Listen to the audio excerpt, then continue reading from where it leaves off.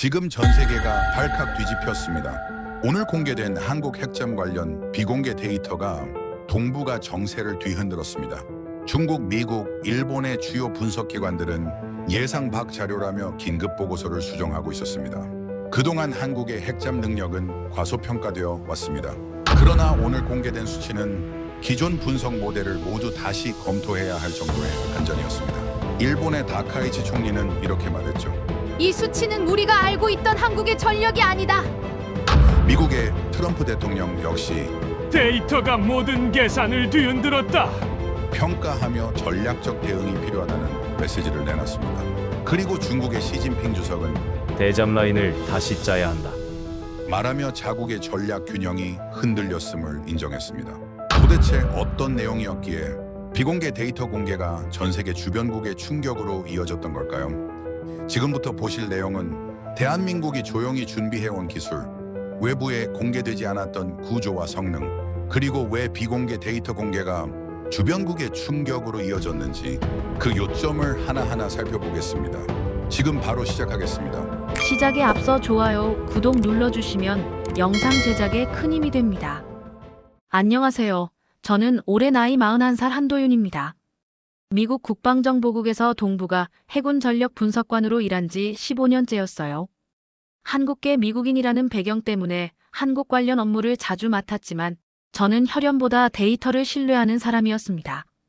감정이 아니라 숫자로 판단했고 희망이 아니라 현실을 기록했죠. 2025년 11월 초였어요. 워싱턴 국방정보국 회의실에서 정례평가 회의가 열렸습니다.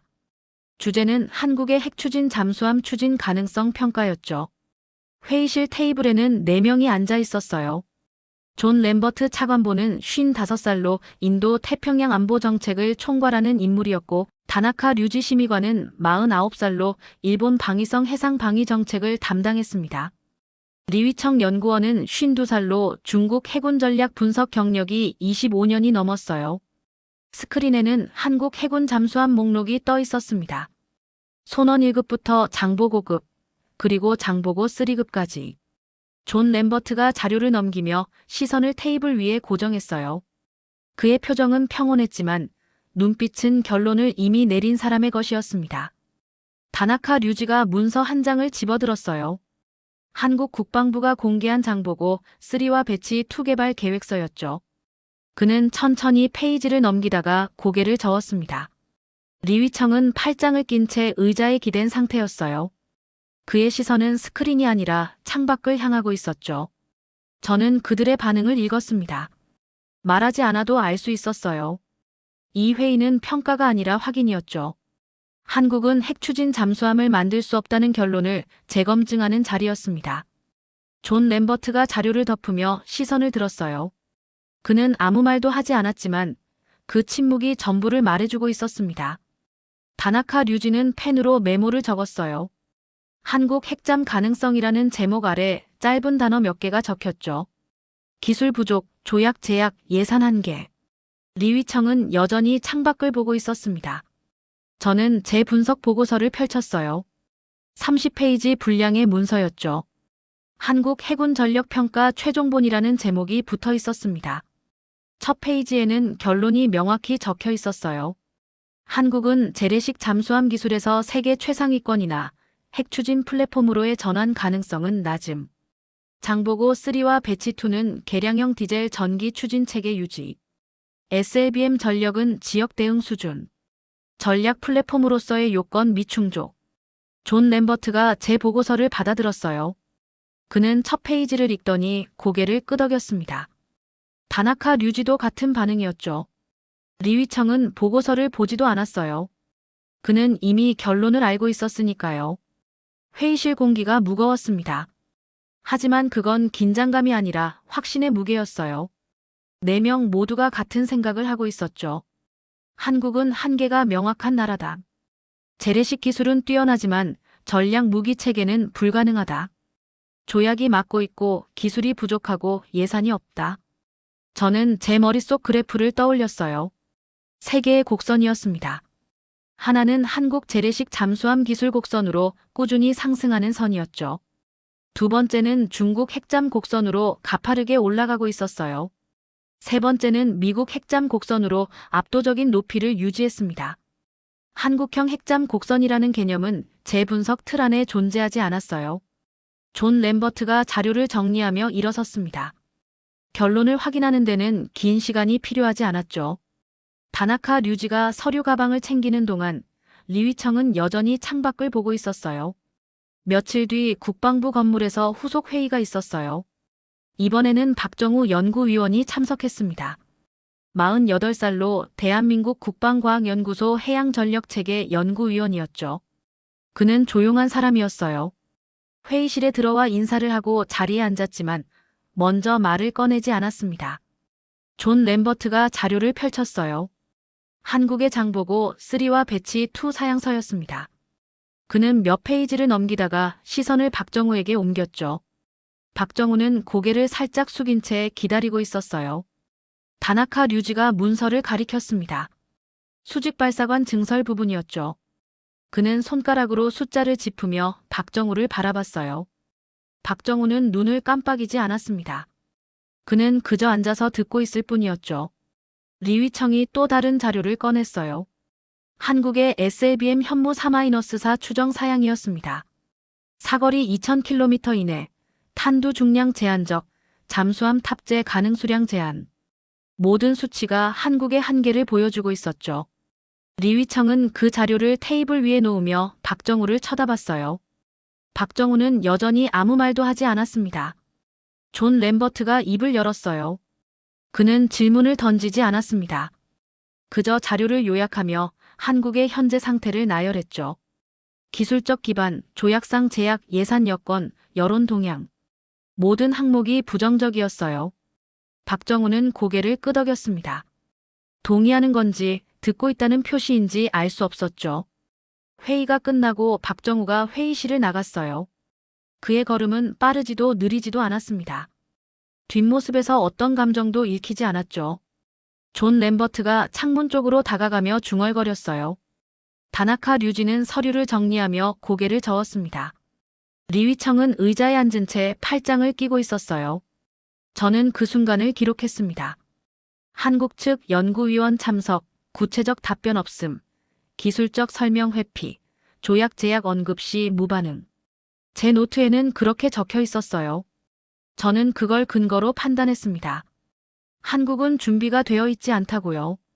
그날 밤 사무실로 돌아와 보고서를 수정했어요. 한국 핵추진 잠수함 추진 가능성 재평가라는 제목이었습니다. 결론은 변하지 않았죠. 가능성 낮음, 기술적 기반 불충분, 조약상 제약 명확, 예산 지속 가능성 의문, 여론 반발 예상. 모든 문장이 데이터에 근거하고 있었어요. 저는 한미 원자력 협정 조항을 다시 읽었습니다. 고농축 우라늄 사용 제한, 재처리 권한 부재, 군사 목적 원자로 건조 시 사전 협의 필수. 모든 조항이 한국을 제한하고 있었죠. 저는 그걸 기술 부족의 증거로 해석했어요. 조약이 있다는 건 능력이 없다는 뜻이라고 생각했습니다. 한국 조선산업보고서도 검토했어요.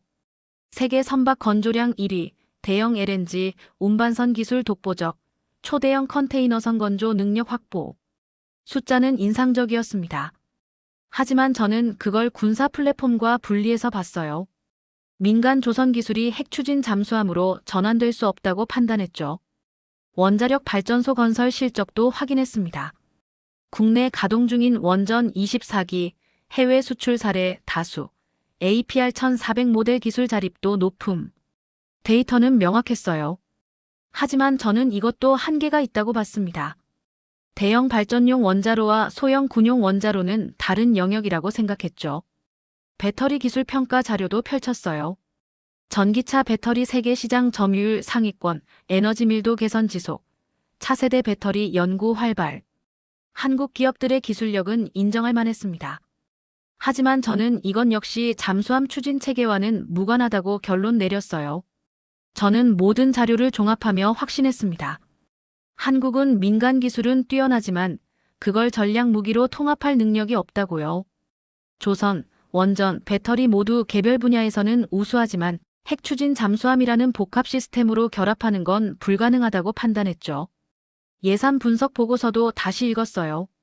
한국 국방비 증가율, 해군 전력 투자 비중, 대형 프로젝트 지속 사례. 숫자를 보면 한국이 꾸준히 투자하고 있다는 걸 알 수 있었습니다. 하지만 저는 장기 프로젝트 유지 능력에 의문을 가졌어요. 정권 교체 시 정책 변동성, 여론 압박 가능성, 예산 우선순위 변화 위험.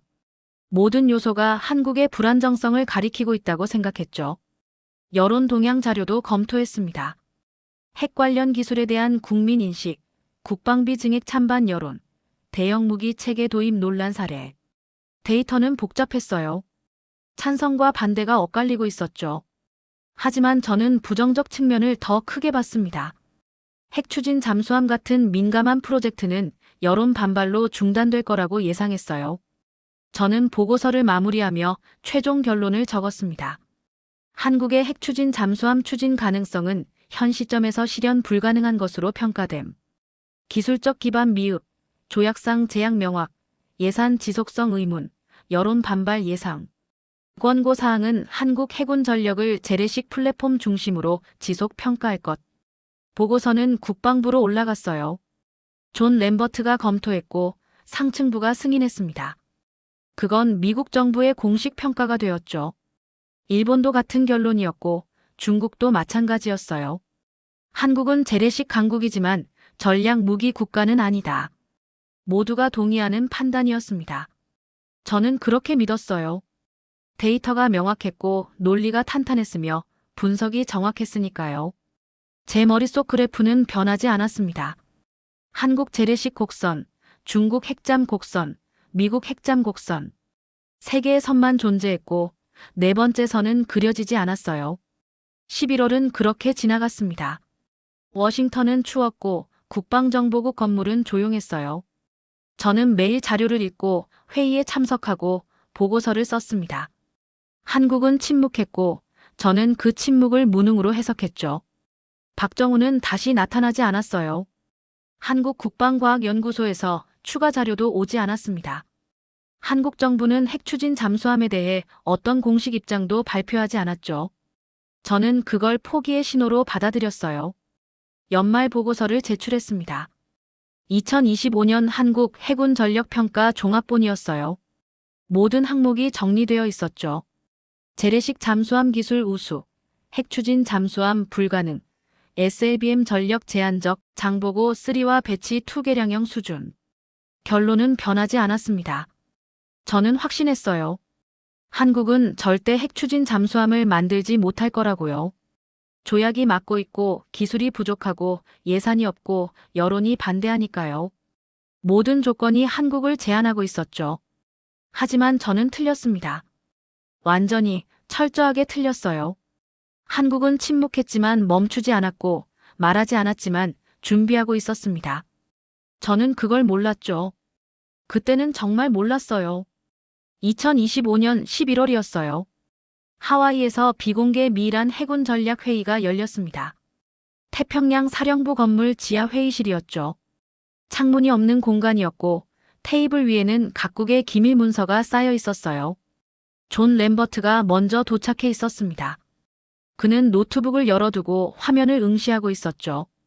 다나카 류지는 서류 가방에서 두꺼운 파일을 꺼내 펼쳤어요. 리위청은 의자에 앉아 팔짱을 낀 채 천장을 바라보고 있었습니다. 저는 제 자료를 정리하며 그들의 표정을 읽었어요. 회의실 스크린에는 문서 제목이 떠 있었습니다. 한반도 핵 확산 방지 체제 유지 방안. 존 램버트가 첫 페이지를 넘기자 비확산 조약 조항이 나타났어요. 그는 형광펜으로 몇 줄을 그었습니다.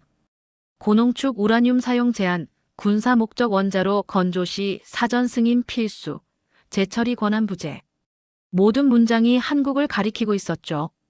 다나카 류지가 일본 방위성 내부 보고서를 테이블에 올려놓았어요. 제목은 한국 핵 추진 잠수함 추진 시 지역 안보 영향 평가였습니다. 저는 첫 페이지를 훑어봤어요. 한국의 핵잠 보유는 동북아 군비 경쟁을 촉발할 위험이 있으며 기술적 불확실성으로 인한 사고 가능성도 배제할 수 없다. 문장은 차갑고 단정적이었죠. 리위청은 중국 해군전략연구원 보고서를 펼쳤습니다. 표지에는 내부 전용이라는 표시가 붙어 있었어요. 그는 특정 페이지를 펴서 테이블 중앙에 놓았죠. 저는 그 문서를 읽었습니다. 한국의 핵추진 잠수함 시도는 영내 전략 균형을 교란하는 행위로 간주되며 기술적 미성숙 상태에서의 무리한 추진은 안보 불안 요인이 될 것이다. 문장 끝에는 밑줄이 그어져 있었어요.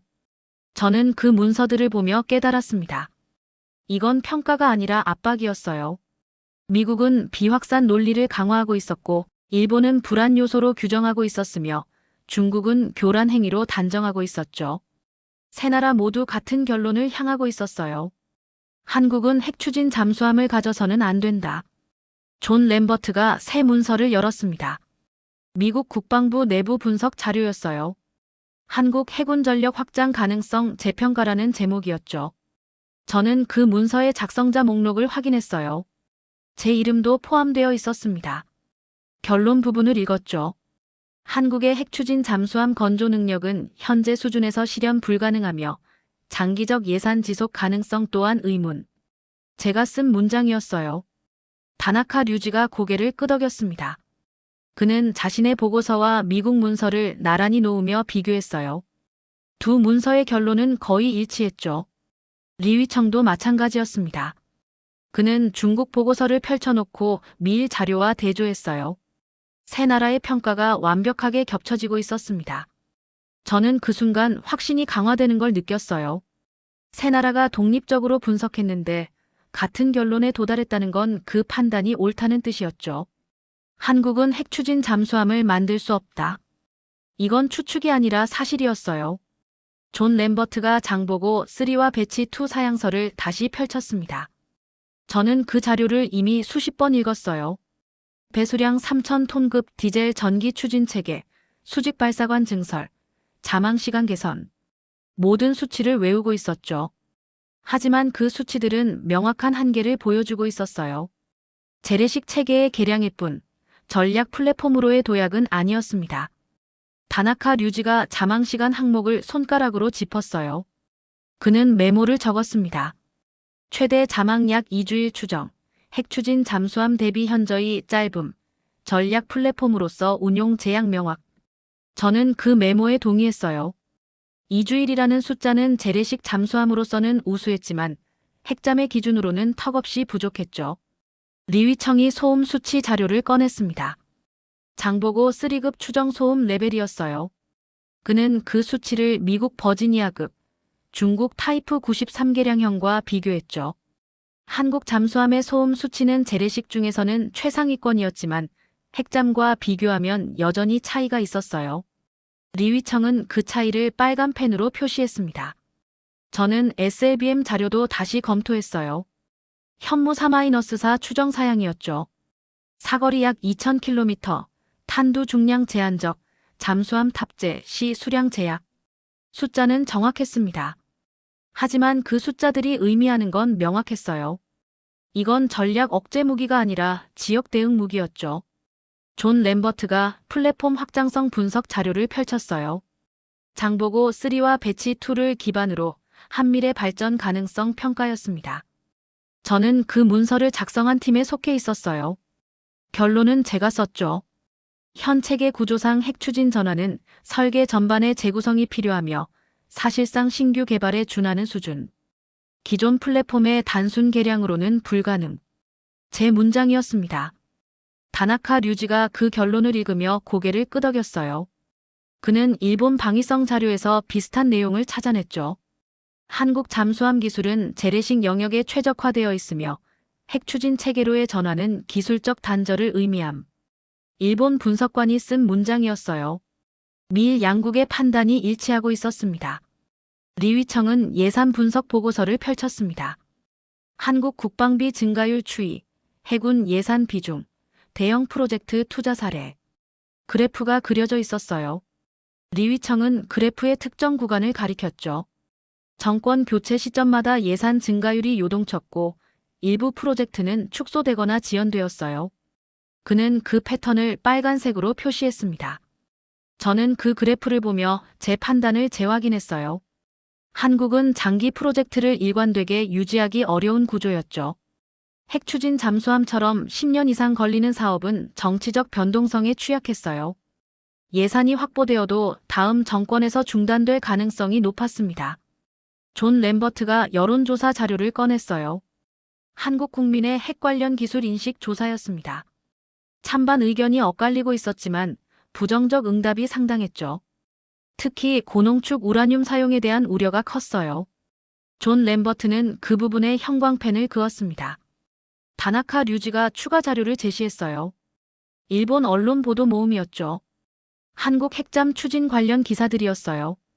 대부분 부정적 논조였습니다. 기술적 불확실성, 재정 부담 우려, 영내 긴장 고조 가능성. 모든 문장이 한국의 한계를 지적하고 있었어요. 리위청은 중국 싱크탱크 보고서를 펼쳤습니다. 한국 군사력 확장 동향 분석이라는 제목이었죠.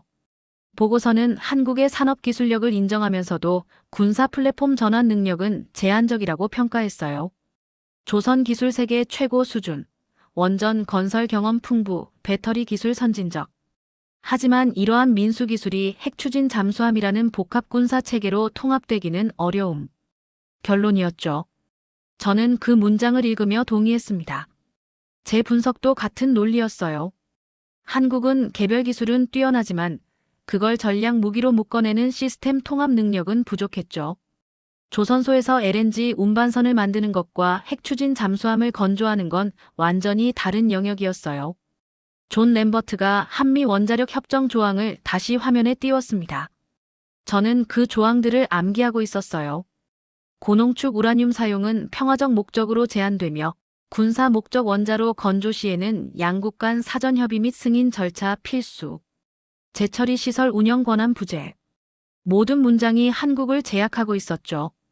다나카 류지가 NPT 조항도 추가했어요. 비핵 보유국의 핵물질 관리 의무, IAEA 사찰 수용, 핵무기 전용 금지.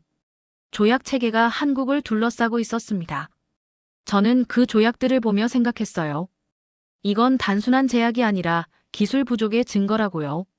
조약이 있다는 건 능력이 없다는 뜻이라고 판단했죠. 리위청이 중국 내부 분석 문서를 펼쳤습니다. 한국 핵잠 추진 시 대응 시나리오라는 제목이었어요. 시나리오는 세 가지였죠. 첫째, 외교적 압박 강화.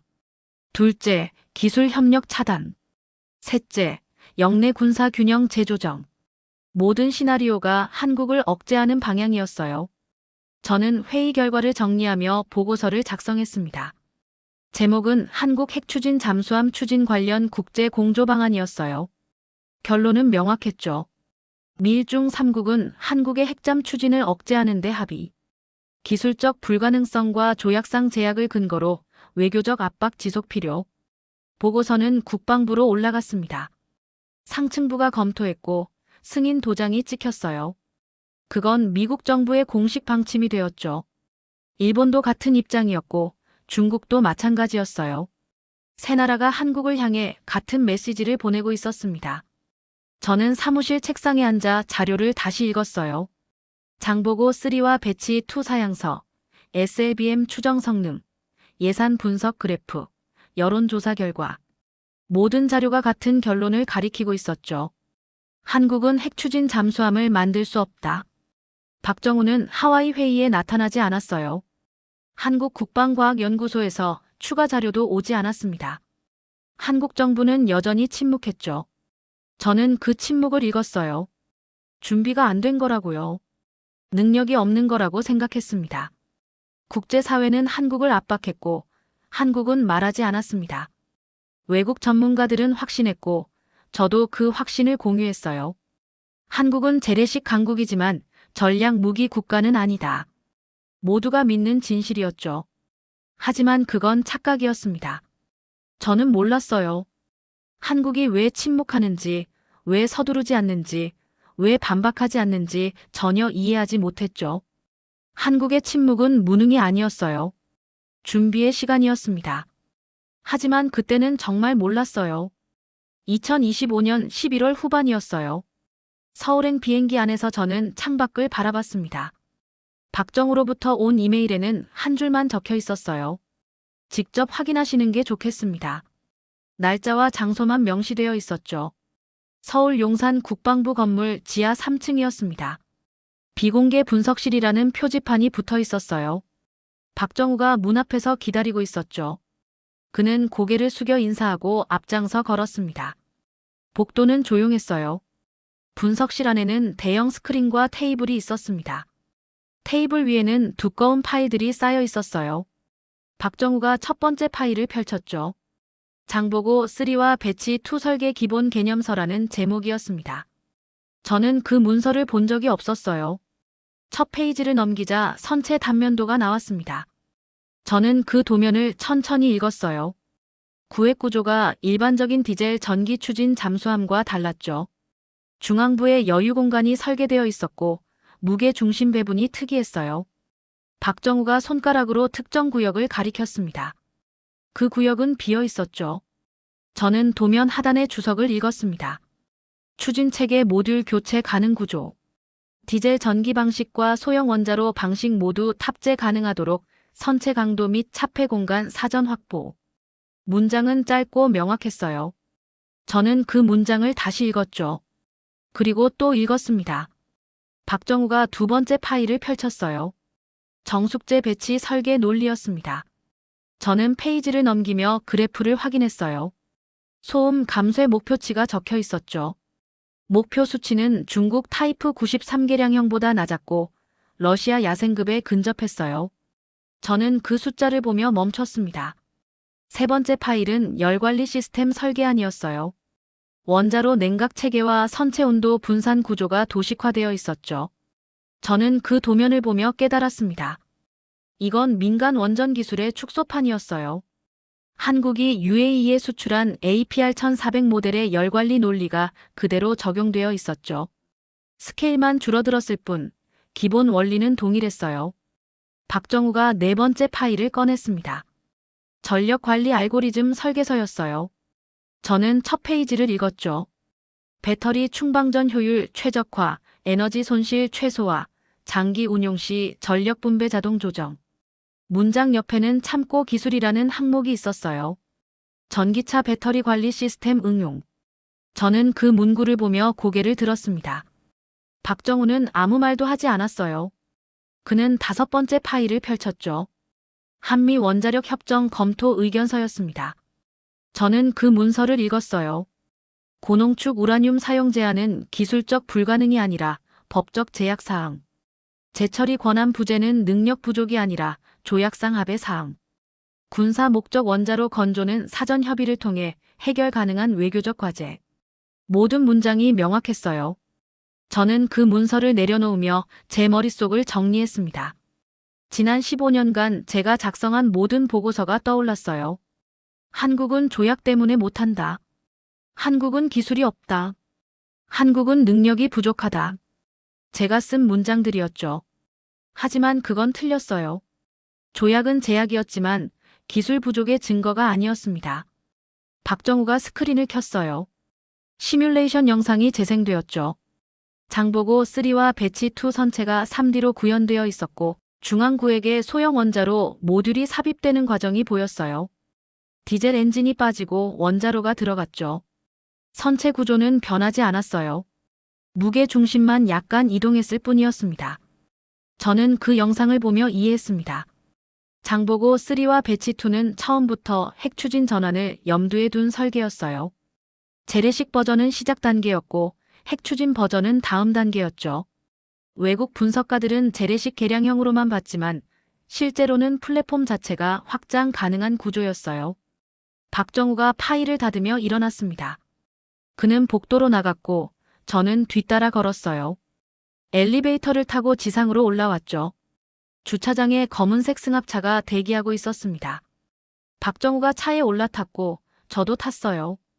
차는 서울을 벗어나 남쪽으로 향했습니다.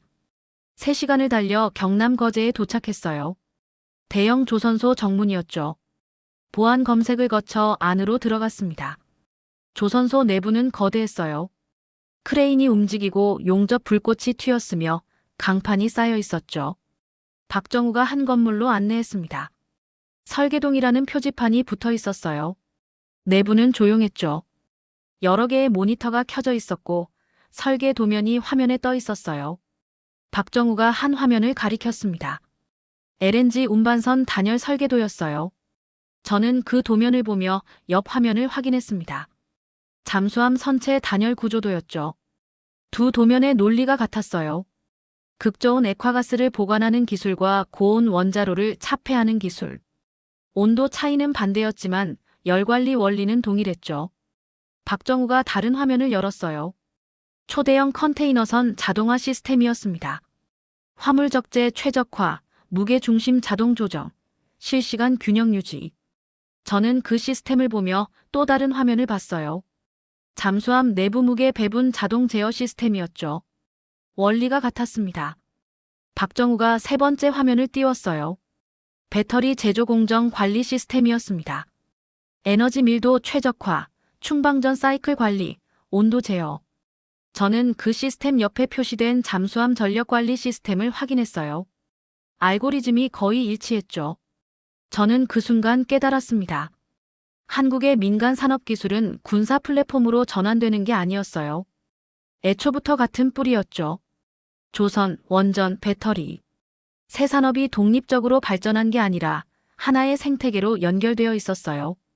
그 생태계가 잠수함 기술로 자연스럽게 흘러들어갔죠. 박정우가 건물을 나와 다시 차로 향했습니다. 저는 뒤따라 걸으며 제 머릿속 그래프를 떠올렸어요. 한국 재래식 잠수함 곡선, 중국 핵잠 곡선, 미국 핵잠 곡선. 세 개의 선이었죠. 하지만 이제 네 번째 선이 그려지기 시작했어요. 한국형 핵잠 개념 곡선이었습니다. 그 선은 갑자기 치솟고 있었어요. 차는 거제를 떠나 제주로 향했습니다. 비행기를 타고 제주공항에 도착했어요. 다시 차로 갈아타고 남쪽 해안으로 이동했죠. 비공개 해역이라는 안내판이 있었고 해군 초소가 보였어요. 보안 확인을 거쳐 부두에 도착했습니다. 작은 고속정이 대기하고 있었어요. 박정우가 먼저 올라탔고 저도 탔죠. 고속정은 부두를 떠나 남쪽으로 나아갔습니다. 30분쯤 달렸을 때 큰 선박이 보였어요. 해양 관측선이었죠. 고속정이 그 선박에 붙었고 우리는 사다리를 타고 올라갔습니다. 관측선 갑판에는 여러 장비가 설치되어 있었어요. 음향 측정 장비, 수중 음파 분석기, 위치 추적 시스템. 박정우가 한 장비 앞으로 안내했죠. 모니터에는 실시간 데이터가 표시되고 있었어요. 화면 한쪽에 점 하나가 움직이고 있었습니다. 수중 물체였어요. 박정우가 다른 모니터를 가리켰죠. 소음 수치가 표시되고 있었어요. 숫자는 매우 낮았습니다. 저는 그 수치를 보며 제가 가져온 자료를 꺼냈어요. 중국 타이프 93계량형 추정 소음 레벨이었죠. 화면의 숫자가 더 낮았어요. 박정우가 세 번째 모니터를 켰습니다. 자망시간 시뮬레이션 결과였어요. 핵추진 전환 시 예상 자망기간이라는 제목이 붙어 있었죠. 숫자는 90일 이상이었습니다. 저는 그 숫자를 보며 멈췄어요. 재래식 잠수함의 2주일과는 차원이 달랐죠. 박정우가 네 번째 자료를 펼쳤습니다. 수직발사관 배치 설계도였어요. 12기였죠. 저는 그 숫자를 확인했습니다. 기존 외국 분석에서는 6기에서 8기로 추정했었어요. 실제로는 12기였죠. 다섯 번째 자료는 SLBM 사양서였습니다. 사거리 항목을 보니 4000km급이라고 적혀 있었어요. 저는 그 숫자를 다시 읽었죠. 제가 작성한 보고서에서는 2000km 이내로 평가했었어요. 절반이었습니다. 박정우가 여섯 번째 자료를 보여줬어요. 다중 목표 동시 타격 개념도였습니다. 12발의 미사일이 각기 다른 목표를 향하는 궤적이 그려져 있었죠. 저는 그 그림을 보며 숨을 들이켰어요. 관측선 갑판에 서서 바다를 바라봤습니다. 수평선이 보였고 파도 소리가 들렸어요. 박정우는 제 옆에 서 있었지만 말하지 않았죠. 저는 지난 15년을 떠올렸습니다. 제가 작성한 모든 보고서가 틀렸어요. 한국은 핵추진 잠수함을 만들 수 없다고 했죠. 기술이 부족하다고 평가했어요. 조약 때문에 불가능하다고 결론 내렸죠. 예산을 감당하지 못할 거라고 판단했어요. 산업기술이 군사 플랫폼으로 전환될 수 없다고 믿었습니다. 하지만 그건 전부 틀렸어요. 한국은 기술을 가지고 있었고 조약은 외교로 풀 수 있는 문제였으며 예산은 확보되어 있었고 산업기술은 이미 군사체계와 연결되어 있었죠. 저는 데이터를 믿었지만 데이터 너머를 보지 못했어요. 제 머릿속 그래프가 완전히 바뀌었습니다. 한국 재래식 잠수함 곡선은 이제 의미가 없었어요. 한국형 핵잠 곡선이 그 위로 치솟았죠. 중국 핵잠 곡선과 비슷한 높이였고 어떤 부분에서는 더 높았어요. 미국 핵잠 곡선만이 여전히 최상위에 있었지만 격차는 제가 생각했던 것보다 훨씬 좁았습니다. 박정우가 관측선 내부로 들어갔어요. 저는 갑판에 남아 바다를 봤죠. 파도가 배를 흔들었고 바람이 불었어요. 저는 지난 회의들을 떠올렸습니다. 워싱턴 회의실, 하와이 지하 분석실, 존 램버트의 확신에 찬 표정, 다나카 류지의 단정적인 메모, 리위청의 냉소적인 시선. 모두 틀렸어요. 한국은 침묵했지만 준비하고 있었습니다. 말하지 않았지만 움직이고 있었어요. 외국이 오판하는 동안 기술을 축적했고 압박받는 동안 설계를 완성했으며 폄하당하는 동안 실증을 진행했죠. 저는 그 모든 과정을 놓쳤어요. 저는 분석가였습니다. 데이터를 읽고 논리를 세우고 보고서를 쓰는 사람이었죠. 하지만 저는 틀렸어요. 15년간 쌓아온 분석 틀이 무너졌습니다. 조용하게, 하지만 완전히 붕괴되었어요. 고속정이 다시 관측선에 접근했습니다. 박정우가 나와서 저를 불렀어요. 저는 갑판을 떠나 고속정으로 내려갔죠. 부두로 돌아가는 동안 저는 창밖을 봤습니다. 제주 남쪽 바다는 잔잔했어요. 차를 타고 공항으로 돌아왔습니다. 박정우는 공항 입구에서 멈춰 섰어요. 그는 고개를 숙여 인사했고 저도 고개를 숙였죠. 우리는 말을 나누지 않았습니다. 비행기에 올라 서울을 거쳐 워싱턴으로 돌아가는 동안 저는 창밖을 바라봤어요. 구름이 보였고 하늘이 어두워졌다가 밝아졌죠. 저는 노트북을 열지 않았습니다. 보고서를 쓸 수 없었어요. 무엇을 써야 할지 몰랐죠. 제 머릿속은 혼란스러웠습니다. 하지만 감정은 터지지 않았어요. 그저 조용히 무너지고 있었죠. 분석가로서의 자존감이 균열되었고 확신이 사라졌으며 기준이 흔들렸어요. 저는 그 혼란 속에 앉아 있었습니다. 워싱턴 공항에 도착했어요. 저는 집으로 돌아가지 않고 사무실로 향했죠. 국방정보국 건물은 조용했습니다. 제 책상 위에는 미완성 보고서가 놓여 있었어요. 한국 해군 전력 평가 최종본이라는 제목이었죠. 저는 그 파일을 열지 않았습니다. 창밖을 바라봤어요. 워싱턴 거리에 불빛이 켜지고 있었죠. 저는 의자에 앉아 그 불빛을 봤습니다.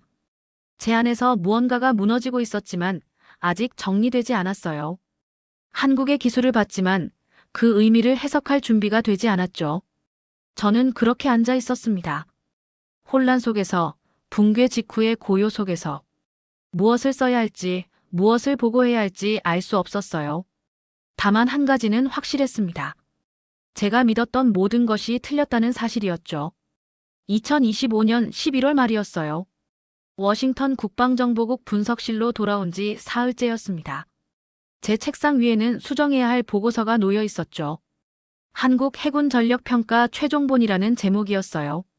저는 그 파일을 열었습니다. 첫 페이지를 읽었어요. 한국의 핵추진 잠수함 추진 가능성은 현 시점에서 실현 불가능한 것으로 평가됨. 제가 쓴 문장이었죠. 저는 그 문장을 지웠습니다. 커서를 움직여 새로운 문장을 입력했어요. 한국의 핵추진 잠수함 추진 가능성은 기술적으로 실현 가능한 단계에 도달한 것으로 재평가됨. 두 번째 페이지도 수정했습니다. 조약상 제약으로 인한 기술 부족이라는 표현을 삭제했어요.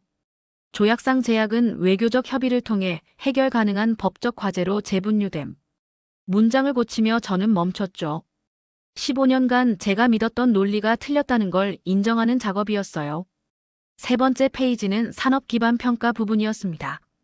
민간 기술의 군사 전환 불가능성이라는 항목을 지웠어요. 대신 조선원전 배터리 산업 생태계가 잠수함 기술로 자연 통합되는 구조를 확인함이라고 적었죠. 문장은 짧았지만 의미는 무거웠어요. 네 번째 페이지는 예산 분석이었습니다. 장기 프로젝트 유지 불가능이라는 결론을 삭제했어요. 정권 변동에도 불구하고 핵심 국방 사업은 지속 가능한 것으로 확인됨. 저는 그 문장을 쓰며 제주 남쪽 바다를 떠올렸습니다. 90일 이상 자망 가능, 소음 수치. 중국 핵잠 이하, 수직 발사관 12기, SLBM 사거리 4,000km급. 숫자들이었죠. 보고서를 수정하는 동안 존 램버트가 제 사무실로 왔어요. 그는 문을 두드리지 않고 들어왔습니다. 손에는 두꺼운 파일이 들려 있었죠. 그는 그 파일을 제 책상에 놓으며 의자에 앉았어요. 표정은 평온했지만 눈빛은 달랐습니다. 저는 그 파일을 펼쳤어요. 미국 국방부 내부 전략 보고서였죠. 한반도 전략 환경 재평가라는 제목이 붙어 있었어요. 첫 페이지를 읽었습니다. 한국의 핵 추진 잠수함 능력 확보는 동북아 전략 균형을 재편하는 요인으로 작용. 동맹 강화와 동시에 전략적 자율성 증가로 인한 정책 조율 필요성 대두. 문장은 조심스러웠어요. 존 램버트는 아무 말도 하지 않았습니다. 그는 제가 파일을 읽는 동안 창밖을 바라봤죠. 저는 다음 페이지를 넘겼어요. 한국 핵잠의 태평양 작전 능력은 미국 전략 자산의 부담을 경감시킬 수 있으나 독자적 운용 가능성으로 인한 사전 협의 체계 강화 필요. 문장 끝에는 밑줄이 그어져 있었어요. 저는 그 밑줄을 보며 이해했습니다. 미국은 한국의 능력을 환영하면서도 긴장하고 있었어요. 동맹이 강해진 건 좋았지만 통제가 어려워진 건 부담이었죠. 복합적인 감정이었습니다. 존 램버트는 여전히 창밖을 보고 있었어요. 그가 사무실을 나간 뒤 저는 다시 보고서를 수정했습니다. 미국의 전략적 입장 항목을 추가했어요. 한국 핵잠 능력은 인도 태평양 전략에서 긍정적 요소이나 양국 간 긴밀한 협의 체계 구축이 필수적. 문장은 중립적이었지만 내용은 명확했죠.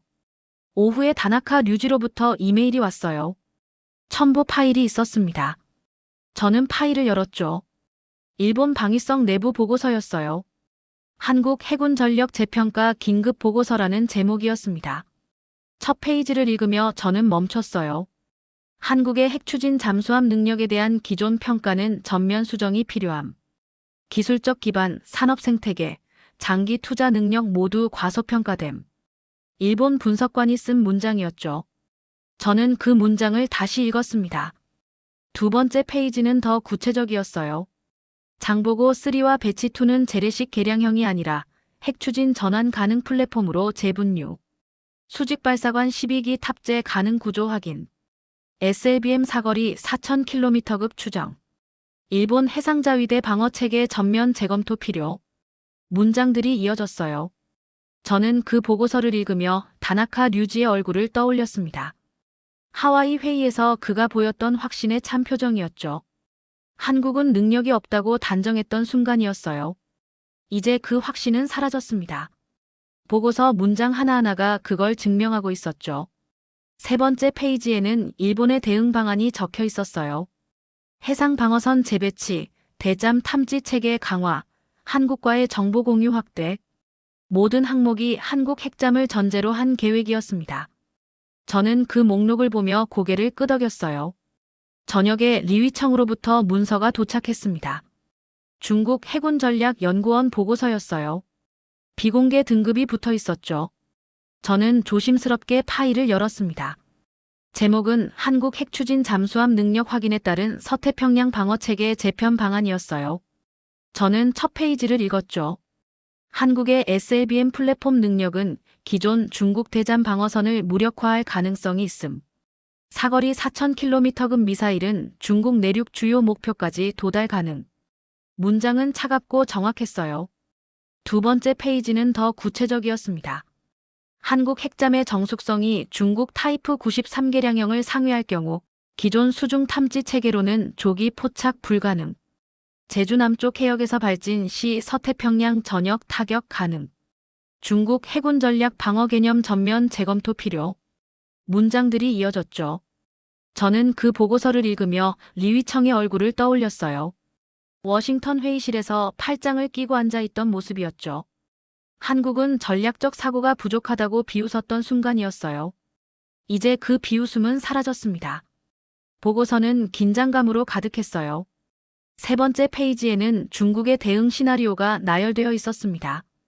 대잠 초계 강화, 수중 음향 탐지망 확대, 한반도 주변 해역 감시 증대.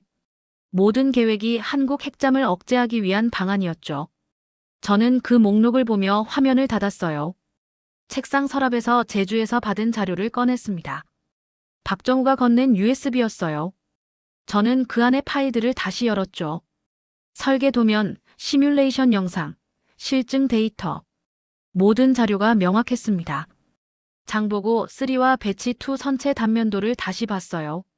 중앙 구획의 여유 공간, 무게 중심 배분 설계, 정숙제 배치 논리. 저는 그 도면을 보며 깨달았죠. 이건 처음부터 계획된 구조였어요. 재래식 버전은 시작이었고 핵 추진 버전은 다음 단계였습니다. 외국 분석가들은 그걸 보지 못했어요. 열관리 시스템 설계도를 펼쳤습니다. 원전 기술의 축소판이었죠. UAE에 수출한 APR 1400 모델의 논리가 그대로 적용되어 있었어요. 저는 그 도면을 보며 제가 놓친 걸 정리했습니다. 한국은 대형 원전 기술을 소형화할 능력이 있었어요. 저는 그걸 인정하지 않았죠. 전력 관리 알고리즘 자료도 다시 읽었습니다. 전기차 배터리 관리 시스템이 잠수함 전력 체계로 전환되는 구조였어요. 저는 그 자료를 보며 고개를 저었죠. 민간 기술과 군사 기술이 따로 있는 게 아니었어요. 하나의 생태계였습니다.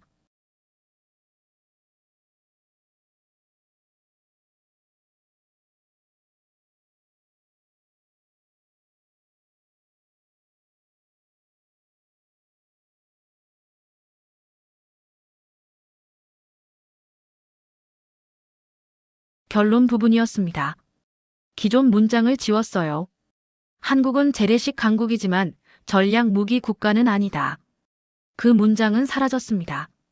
새로운 문장을 입력했어요. 한국은 핵 추진 잠수함 기술 기반을 확보한 것으로 확인됨. 조선원전 배터리 산업 생태계가 군사 플랫폼으로 자연 통합되는 구조. 장기 프로젝트 유지 능력 보유. 조약상 제약은 외교 협의를 통해 해결 가능. 동북아 전략 환경 재편 요인으로 작용 중. 문장들이 이어졌죠. 저는 보고서를 저장하며 창밖을 봤어요. 워싱턴 거리에 눈이 내리고 있었습니다. 11월 말이었죠. 저는 지난 석 달을 떠올렸어요. 11월 초 회의실에서의 확신, 중순 하와이에서의 오만, 제주에서의 충격. 모든 순간이 선명했습니다. 제 머릿속 그래프를 다시 그렸어요. 한국 재래식 잠수함 곡선은 이제 의미가 없었죠. 한국형 핵잠 곡선이 그 위로 치솟았어요. 중국 핵잠 곡선과 비슷한 높이였고 일부 영역에서는 더 높았습니다. 미국 핵잠 곡선은 여전히 최상위였지만 격차는 제가 믿었던 것보다 훨씬 좁았어요. 저는 보고서를 인쇄했습니다. 30페이지였죠. 표지에는 한국 해군 전력 재평가 최종본이라고 적었어요. 수정본이 아니라 재평가본이었습니다. 저는 그 보고서를 존 램버트 사무실로 가져갔어요. 존 램버트는 보고서를 받아들었습니다. 그는 첫 페이지를 읽더니 고개를 끄덕였죠. 말하지 않았지만 그의 표정이 전부를 말해주고 있었어요. 인정하는 얼굴이었습니다. 저는 사무실을 나왔어요. 복도를 걷는 동안 저는 박정우를 떠올렸습니다.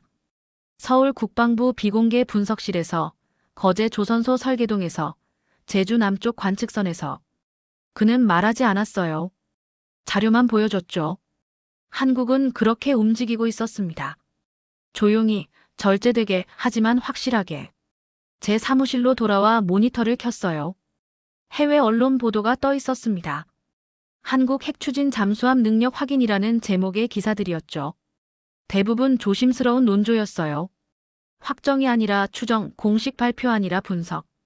한국 정부는 여전히 침묵하고 있었습니다. 저는 그 기사들을 읽으며 이해했어요. 한국은 과시하지 않았죠. 선언하지도 않았어요. 그저 기술을 확보하고 실증을 진행하고 조용히 준비했습니다. 승리는 외쳐지는 게 아니라 데이터로 증명되는 것이었어요. 워싱턴은 조용했습니다. 국방정보국 건물도 조용했어요. 제 사무실도 조용했죠. 하지만 그 침묵 속에서 모든 게 바뀌고 있었습니다. 동북아 전략 환경이 재편되고 있었고 각국의 분석 체계가 수정되고 있었으며 주인공의 세계관이 무너지고 재구성되고 있었어요. 저는 의자에 앉아 창밖을 봤습니다. 눈은 계속 내리고 있었죠. 저는 제가 틀렸다는 걸 인정했어요. 15년간 쌓아온 분석 틀이 무너졌고 확신이 사라졌으며 기준이 바뀌었습니다. 하지만 그건 끝이 아니었어요. 새로운 시작이었죠. 한국은 말하지 않았지만 증명했습니다. 과시하지 않았지만 완성했어요. 외국이 오판하는 동안 기술을 쌓았고 압박받는 동안 설계를 마쳤으며 폄하당하는 동안 실증을 끝냈죠. 저는 그 모든 과정을 놓쳤어요. 하지만 이제는 압니다. 그렇게 끝나고 있었습니다. 워싱턴에 눈이 내렸고 국방정보국 건물은 조용했으며 주인공은 책상에 앉아 있었어요. 보고서는 제출되었고 분석은 수정되었으며 세계는 바뀌고 있었죠. 한국의 조용한 태도와 외국의 침묵 사이에서 동북아의 전략 환경은 재편되기 시작했습니다. 감정 없이, 과장 없이, 단지 데이터와 현실로. 저는 그 변화를 기록하는 사람이었어요. 틀렸던 분석가에서 이제는 재평가하는 분석가로. 조용히 하지만 완전히 바뀌어 있었습니다.